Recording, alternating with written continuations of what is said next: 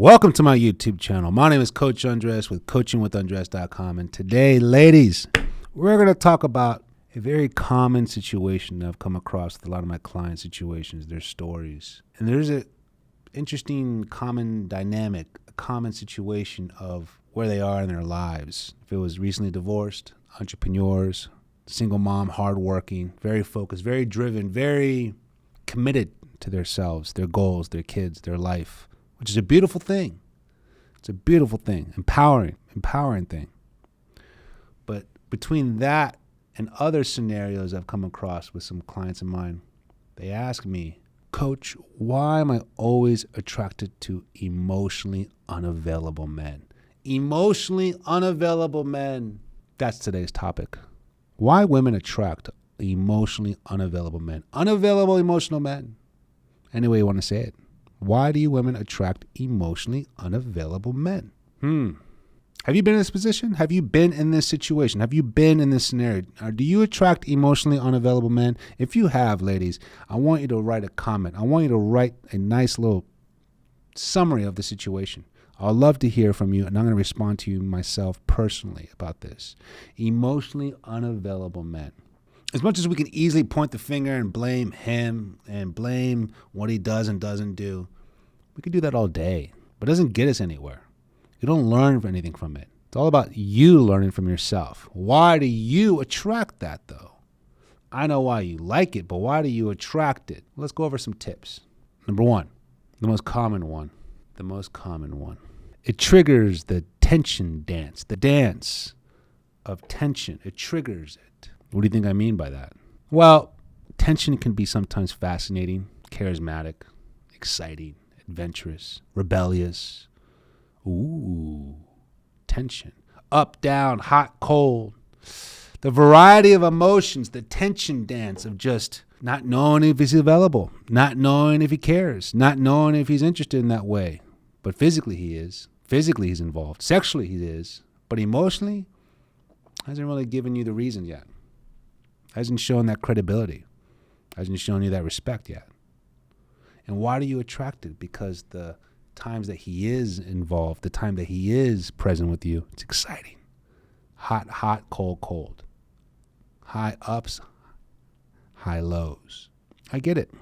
What happens, though, is creating this tension in our bodies, which creates anxiety. The tension that we create in our bodies, which creates anxiety. This is called a tension loop. A tension loop, which can become addicting. Hot, oof, cold, up, down, ooh. That roller coaster can become addicting. That high, that endorphin, the ecstasy, the excitement, the tension dance. You're dancing high, you're dancing low. You're dancing hot, you're dancing cold. Man, that's a very exciting dancing, but my goodness, it's exhausting. It's draining. It's not sustainable. It's not healthy, but I get it. That's what he brings to you. It can become addicting. The tension loop, because you're constantly creating the tension within yourself, which creates the anxiety, which creates the cause and the effect in a way. The cause and the effect, the supply and demand to your needs when you want it, but not emotionally available. Sorry, can't do it, not available. And you kind of rationalize this with yourself. You kind of compromise with yourself. It's okay. I'm okay. I'm busy. Got the kids. I'm work, entrepreneur, busy life. I travel. I'm all right. But then you realize you want more. You have to be aware of these things, ladies. The tension dance. The tension dance gets triggered, and it's telling you most of the time it's not worth it. Most of the time. Number two, this one is probably the most understanding and somewhat, I would say not therapeutic, but somewhat reasonable to why women attract emotionally unavailable men. But before I go into that, I would really appreciate your subscription. And again, leave any comments that you have about this topic, because I know I have a lot of women in this situation, and what I'm trying to help them with is to be aware of this, not lie to themselves anymore. Because number two, like I said, it's the most understanding one, especially with a woman with a busy schedule. Why, number two, why women attract emotionally unavailable men? Because it gives them the freedom to feel. Could you imagine the dance that becomes closeness and space? Freedom to move, make your own decisions, be yourself. Wow. In a weird way, that space, that emotional unavailableness has given you, that emotional unavailability has given you the space, the freedom to come in as you please, because he doesn't care emotionally. He's not invested emotionally. He hasn't really taken that high interest emotionally. Physically, all day. Sexually, sure. Fun, yes. Emotionally, see you next week. And it gives the women space, the freedom. Gives them the freedom to feel, the space to initiate, not be overwhelmed. You miss the space, the guard, feeling safe, feeling unsafe, vulnerable. So you constantly keep on trying to get more from this emotional, unavailable man when initially you enjoyed the space. The game that you play within yourself, ladies, the game where you play within yourself, that's what I've noticed a lot of my clients.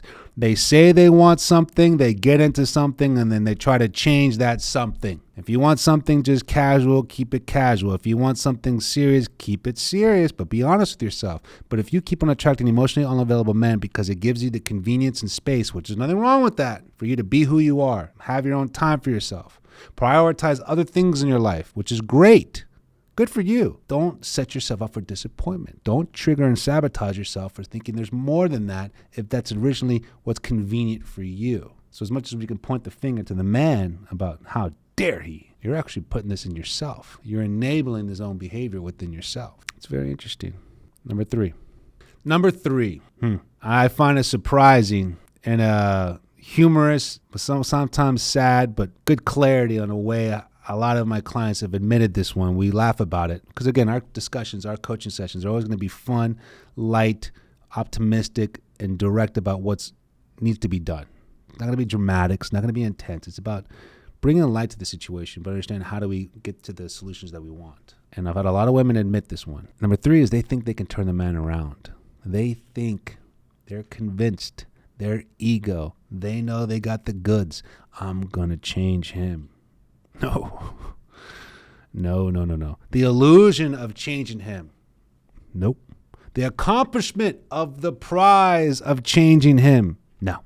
Ladies, men don't change themselves for women. Men need to change themselves for themselves first, and vice versa. Women need to change themselves for themselves first, and not for him. You can't break bad habits with a good person. You need to break bad habits within yourself. So when you feel like you can change him, you try to fill this loop, this void, or whatever you didn't receive as a child to closing that gap on him. Confirming you are good enough. Confirming I do have an ego. Confirming, man, I'm good. Look what I did. Got to change him. I think we've all been there in some form, but that's such a younger, immature, egotistical way of dating or looking at relationships, trying to change someone, make them emotionally available when you knew all along they were unavailable. I like to hope the reasons that they are unavailable is for other personal, bigger reasons, that they're just not in the right place. They just got out of a relationship. They're a father. They're career transitions. They're just not available for those specific elements compared to, yeah, whatever. I just don't care what you want. I'm just not available. I'm an asshole. I'm narcissistic. I'm selfish. I'm needy. I don't care. I'd rather think the more respectful elements of why they're not emotionally available compared to those other ones. But either way, if they are, don't try to change them. Please, don't try to change them. You don't want to win in that game. It's not going to work out in the end. Let the guy change for himself. You change for yourself. If you want to stop attracting emotionally unavailable men, be aware of these 3 tips. Be aware. And if you want to go further on this, we could talk about it as soon as possible. Book a session with me, coachingwithundress.com. I'm always here to help. Thank you very much for watching my video, and I'll see you soon. Take care.